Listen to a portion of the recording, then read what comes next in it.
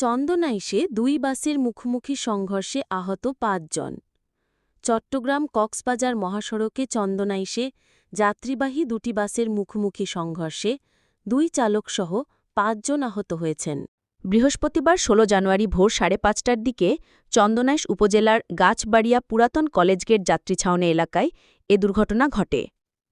Dohazari highway থানার উপপুলিশ পরিদর্শক SI Mohammad Abdul Matin Bangla নিউজকে বলেন, চন্দনাইশের গাছবাড়িয়া এলাকায় ভোরে দোয়েল ও হানিফ বাসের মুখোমুখি সংঘর্ষ হয়। সংঘর্ষে দুই গাড়ির চালকসহ ৫ জন আহত হয়েছেন। দুর্ঘটনায় ক্ষতিগ্রস্ত গাড়িগুলো দোহাজারী হাইওয়ে থানার হেফাজতে রয়েছে।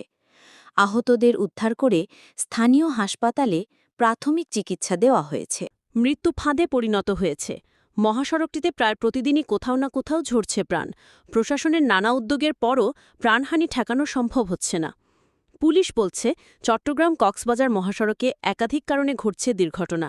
প্রশিক্ষণবিহীন চালক, ফিটনেসবিহীন গাড়ি, বিনা প্রয়োজনে ওভারটেক, বেপরোয়া গতি, ভাঙাচোরা সড়ক ও চালকদের প্রায়ই নেশাগ্রস্ত হয়ে পড়া ও ট্রাফিক আইন না মানা সহ বিভিন্ন কারণে এই সড়কে একের পর এক দুর্ঘটনা ঘটছে।